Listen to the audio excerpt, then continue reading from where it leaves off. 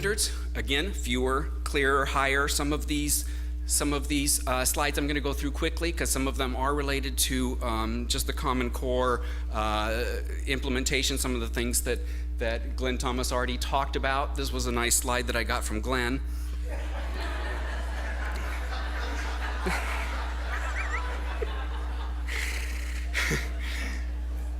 But let's talk about the assessment itself, right? So AB 484, which was passed this last legislative session, historic step by the state of California at all levels, by the governor, by the legislature, by the State Board of Education, by the State Superintendent of Public Instruction.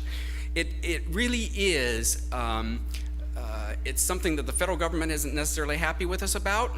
We can talk about that a little bit later. But it is an historic step in the state of California of what that bill does for our assessment.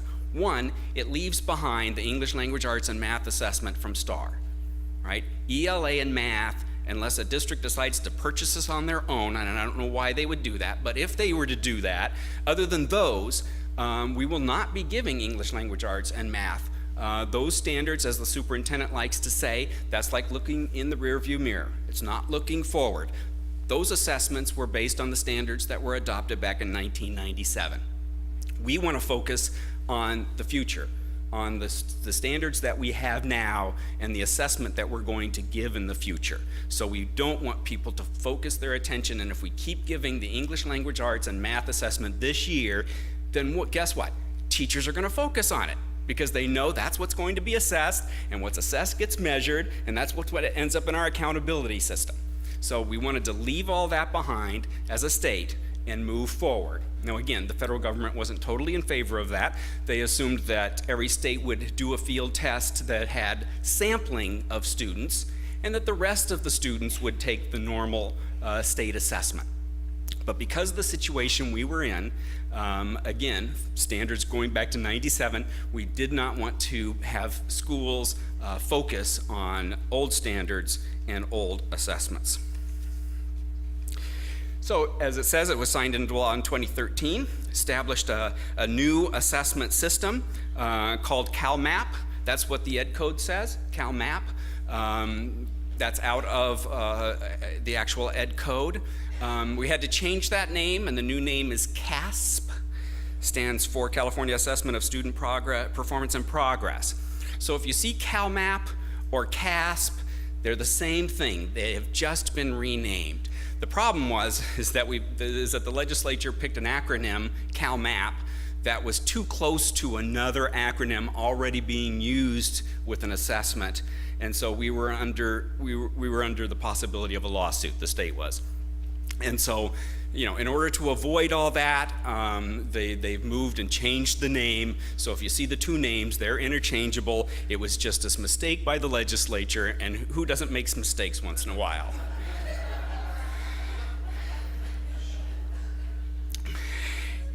So one of the main purposes of the assessment is twofold, but the primary purpose, the Ed Code says, is to, as the underlying portion says, high quality teaching and learning.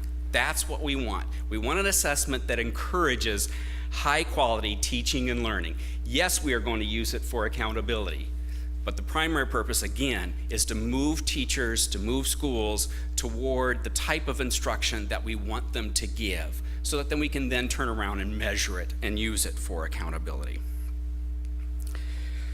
I don't know why I'm pointing this at the screen. It's not like I don't know technology.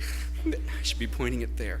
The 484 also outlined what other assessments would be happening in the future, because we did get rid of some, besides English Language Arts and Math, we did get rid of some other assessments that were used at the secondary level, or secondary schools, and so we will have to develop over time bring back some of those assessments that were done away with.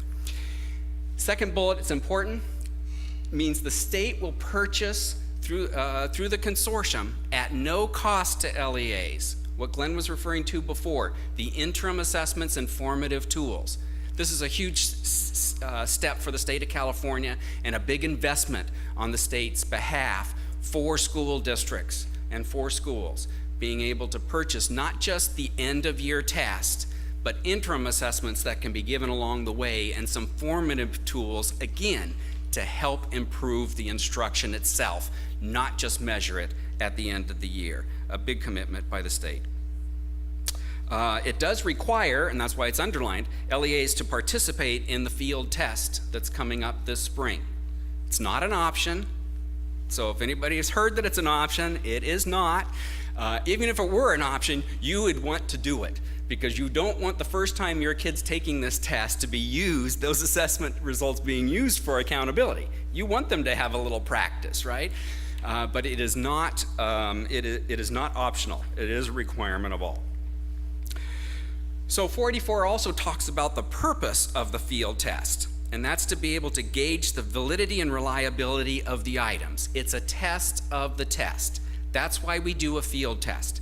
Field tests are given every time a new assessment is rolled out statewide, actually in any state, right? You need to test the items themselves, because some items will be thrown out, other items will be redone so that they're geared appropriately, and then they have to set some cut scores and so forth.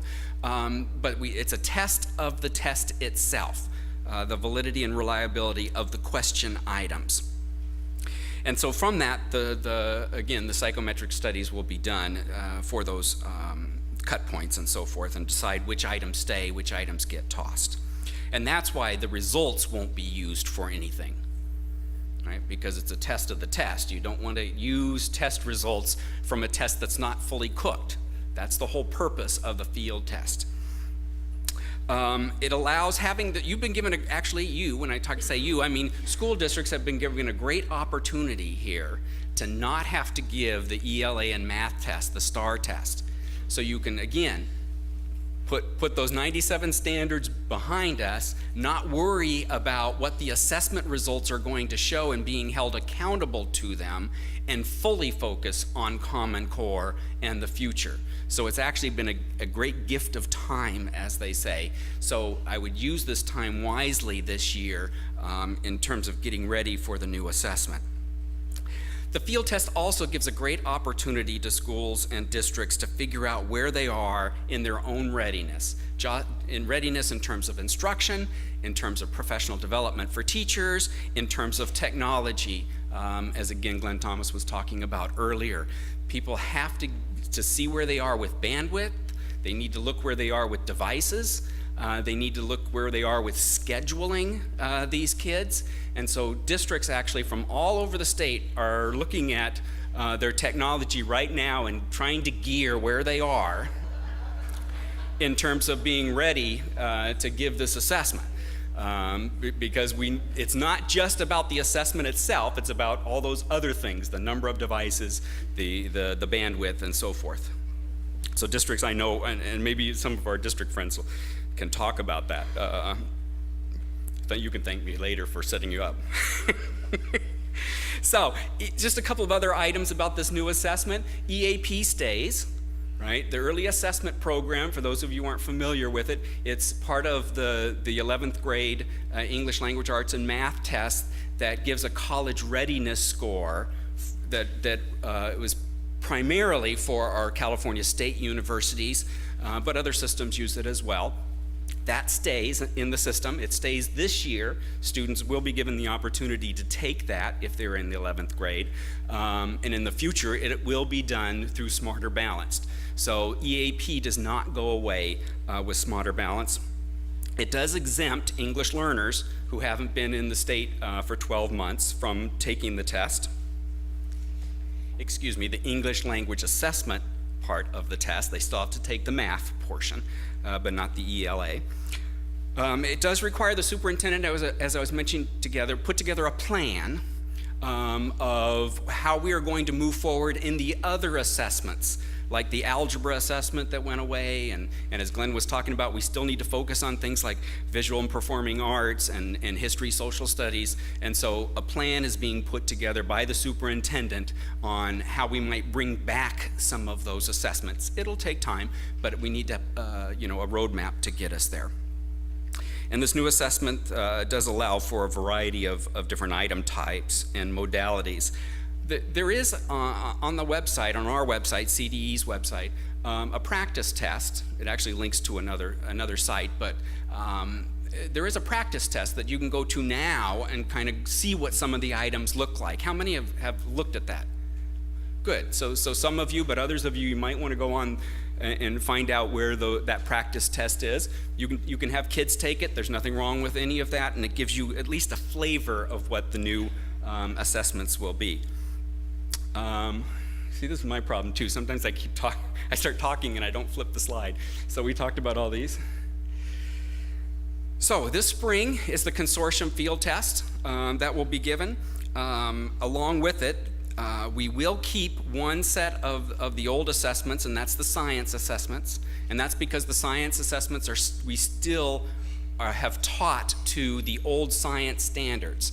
The next generation science standards were just approved by the board within, I think it's the last board meeting. And so teachers have been teaching to the prior standards. And so we are keeping the science standards for this go around. And in the future, that science test will also, as part of the superintendent's plan, will be, get a makeover in the future.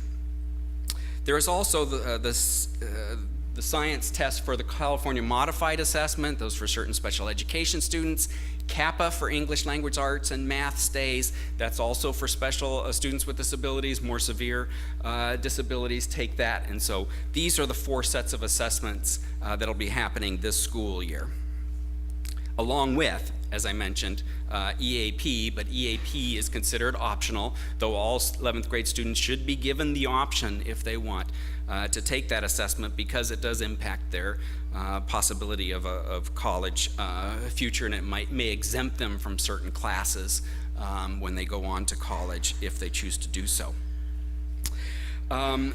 Results for EAP, by the way, are only for students. They're not going to be used by the state for anything.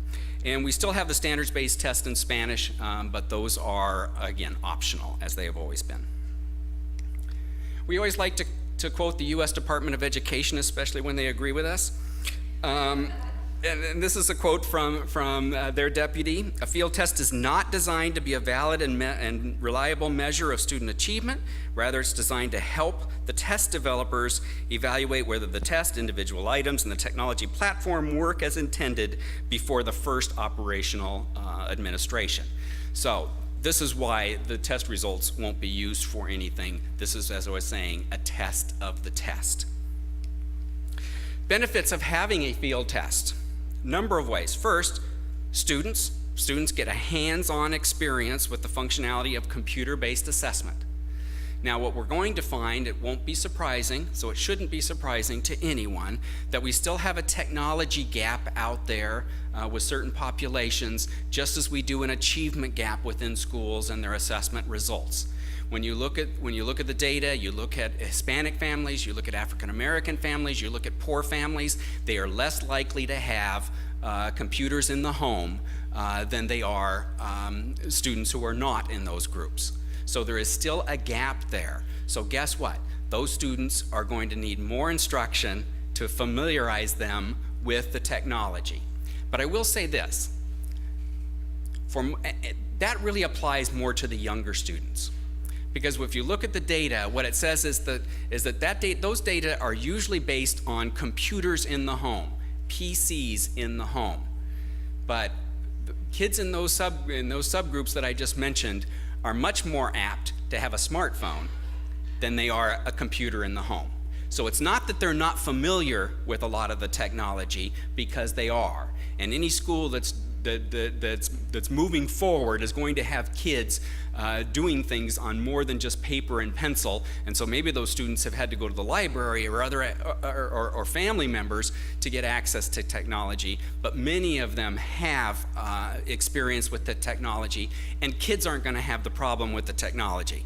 They'll pick it up fairly quick. So how many of you finished, for those of you who are teachers in here, how many of you finished your preparation through college, through your teacher prep programs by 1990 or more recently? 1990. How many of you have gotten your credentials since 1990? Okay, so the rest of you is the problem. Right? So the rest of you went through your teacher training program before technology was available at an individual level in any kind of practical manner, right? The internet, email, all of those things didn't really become common until the early 1990s. And so, no one taught us how to use that technology in the classroom, right? Or even with ourselves personally. So there are some in that age group, and if you're here this morning, I'm sure it's not you. But, some in those age groups are going to have a difficult time moving forward in some of this technology, right? Much harder time than the kids. And when I think about this, not only in instruction, but in test proctoring. Proctoring becomes much different when you have a computer adaptive type of test than in the past. Because I can tell you, I'll speak for myself. The 2 weeks of testing when I was an elementary teacher was bring your novel to school day, right? And proctoring meant kids are taking the test and I look up from my book every once in a while, right? So I don't mean that literally, but almost. Walk around the room a few times and I've done my job, right? Make sure the kids aren't just making patterns in their answers, and I've done what I'm supposed to do. It's going to be much different when you have computer-based or computer adaptive testing. So teachers are going to need some training, not only about the instruction that they use with technology, but actually the proctoring of the tests. But all of us are going to benefit. The adults in the building will benefit greatly, maybe even more than the kids, when we give this field test, because we'll have to learn a lot about administrating, the administration of computer-based tests and the proctoring of those tests, and the technology used within the building. And of course, scheduling kids for this test. But it's also, of course, beneficial for the students to go through it as well. The field test itself is between March and June. Schools have already been given their assignment. It's a much shorter window within these dates, but these are the dates for the whole state to be done with their field test. Here are the expected grades. Grades 3 through 8 will be participating in this field test, even though grades 9 and 10 do not participate when it goes operational in next year. There will be some 9th and 10th grade students this year, as part of the field test sample, will be asked to take this test. And that again is part of the equating, the choosing of the items to go before it goes operational.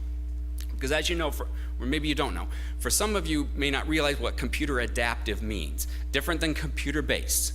Computer-based just means you take it on the computer, right? There may be some differences, but computer adaptive means that depending on how you answer a question, your next question may be different, right? So it's not just taking a paper test and putting it on computer, right? There's some adaptiveness to the actual taking of the test. The only people exempt from the test, again, are those, as I was mentioning before, the Kappa, those small number of special education students. The scientific sample is made up of a certain percentage of the state. There is no paper pencil version of the field test. So if you're waiting for paper pencil version of this test this spring, you're going to be waiting a long time and be disappointed. This is the time to test the test. And so it won't be paper and pencil. Now, when it goes operational next year, there will be an option, I think for 3 years, of the possibility of giving paper and pencil, but that will be the exception to the rule, not the rule. That'll be for those that somehow have severe problems, maybe perhaps with bandwidth, getting connected to the internet and that sort of thing. That will not be the norm. But there will be no paper and pencil in this field test this spring.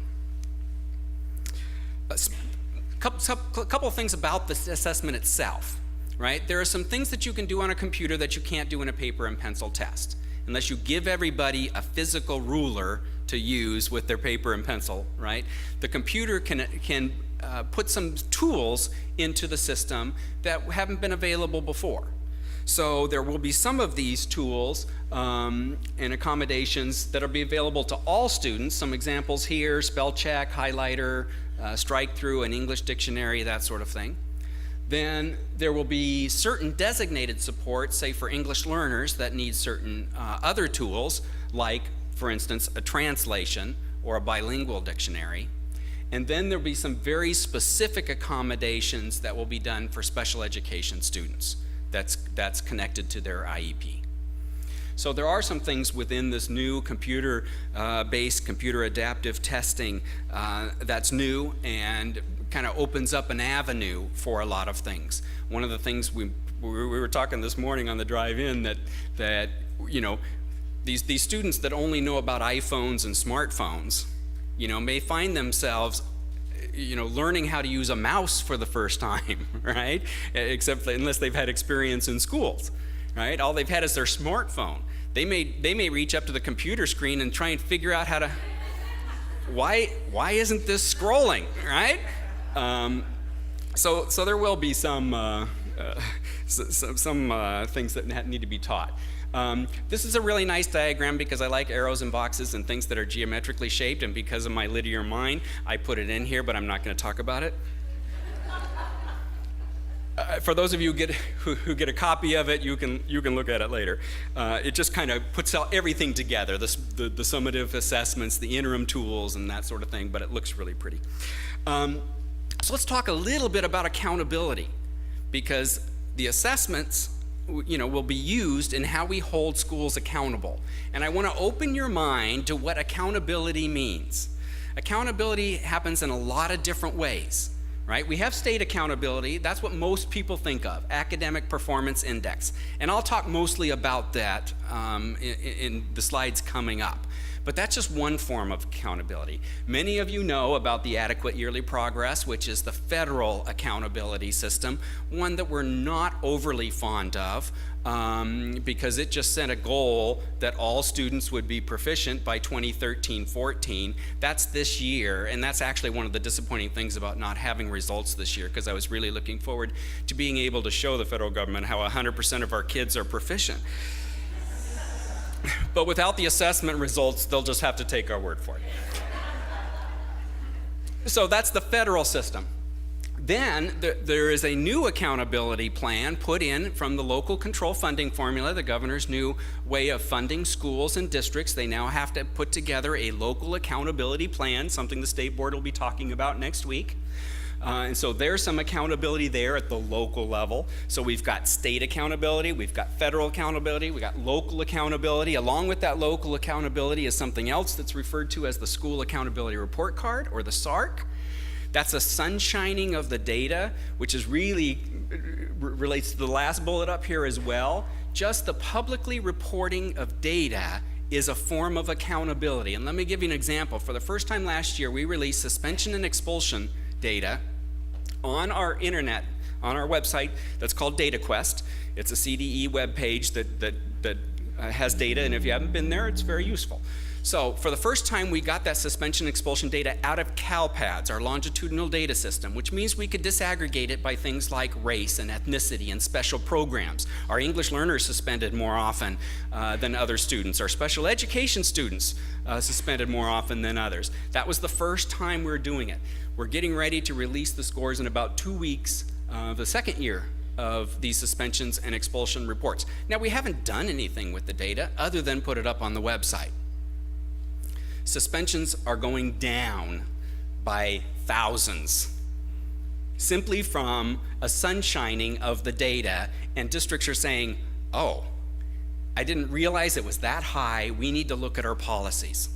Right? So simply sunshining data is a form of accountability. Districts do have to have annual independent audits. There's a Williams case settlement suit that requires county offices to go in and review certain schools within school districts.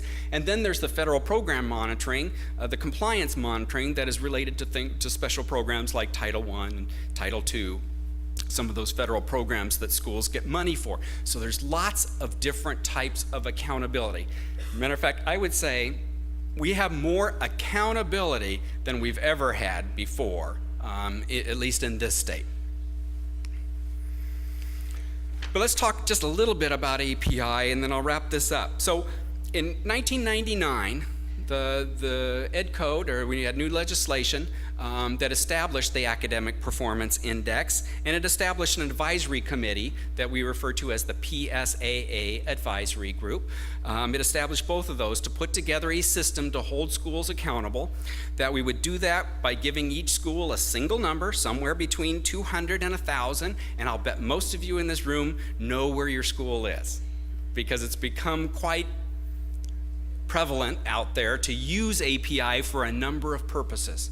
Not just holding people accountable, but there's about 40 education code references now to API and how it might be used for different things. And so it's become very, very prevalent. So it's a number between 200 and 1,000. The state goal is to get all schools to 800. At some point, the state board may want to look at 800 and say that's not high enough, or it's too high, or whatever, but they may want to look at it again. But that's currently the state goal of getting to 800. It is based on student performance.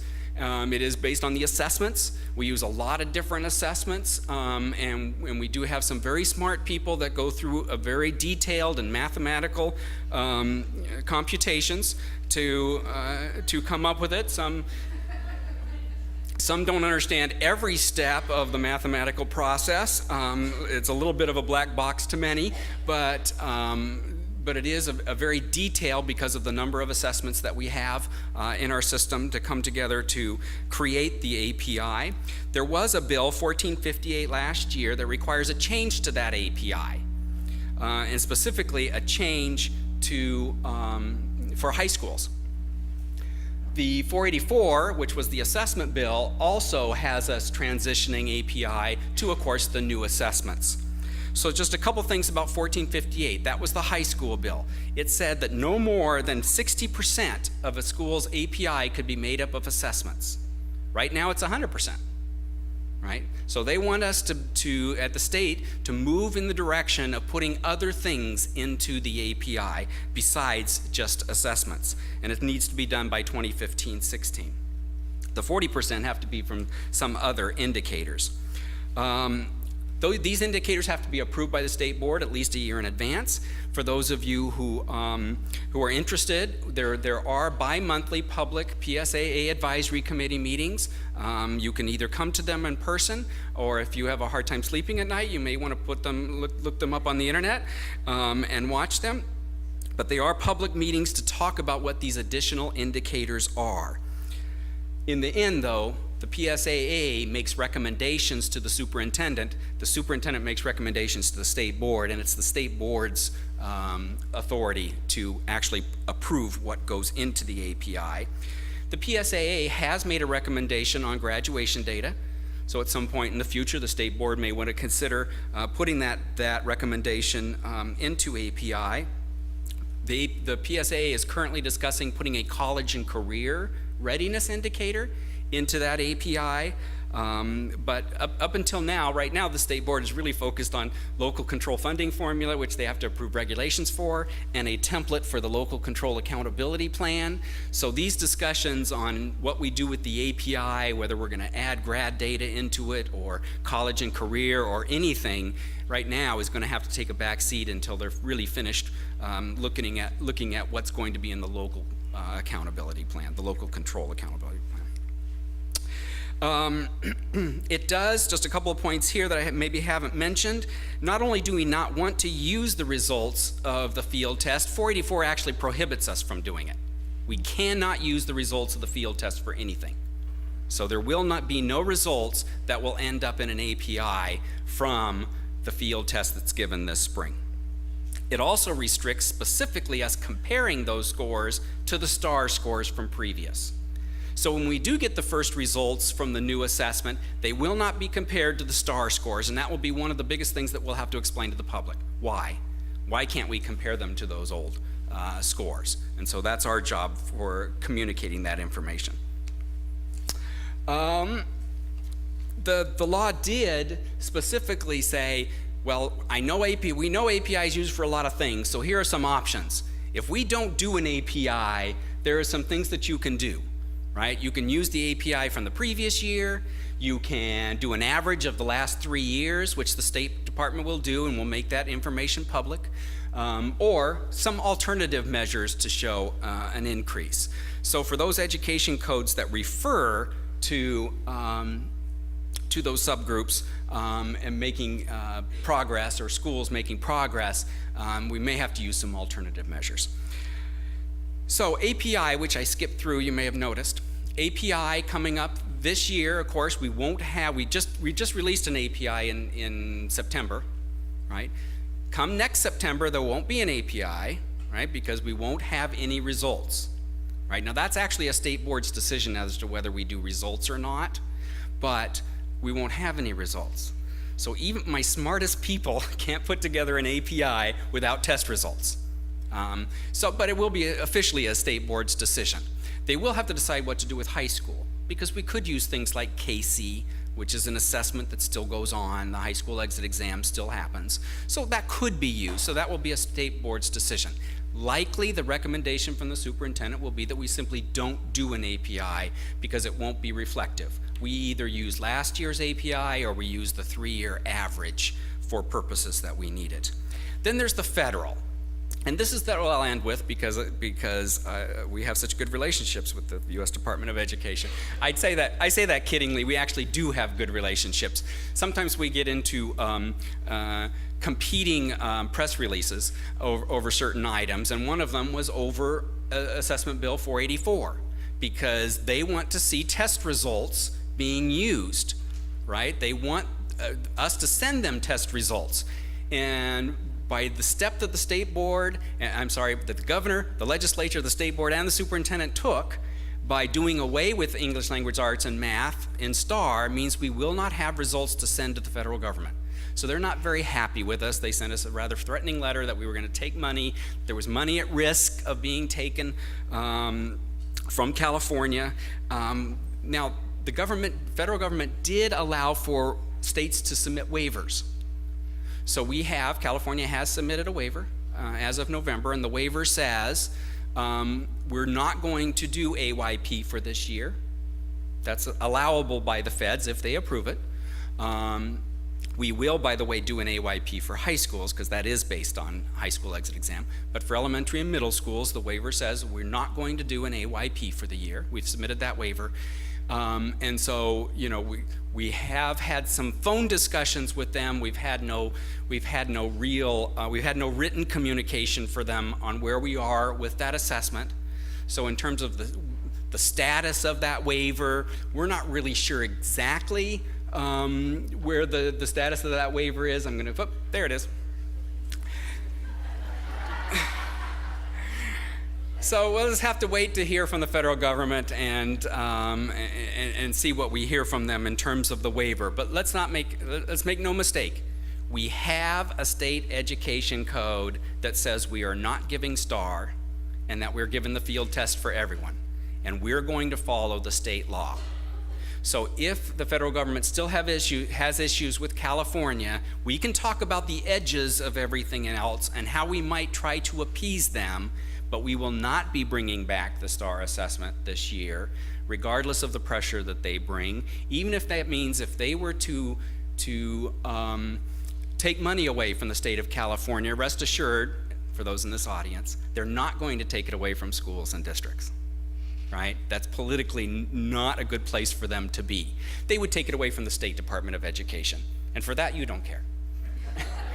I care, but you don't care. So I do have some, this PowerPoint will be available, and there is contact information, and cleverly enough, my name doesn't show up on any of them. So feel free to use the contact information on the screen. Thank you. Biola University offers a variety of biblically centered degree programs, ranging from business to ministry to the arts and sciences. Visit biola.edu to find out how Biola could make a difference in your life.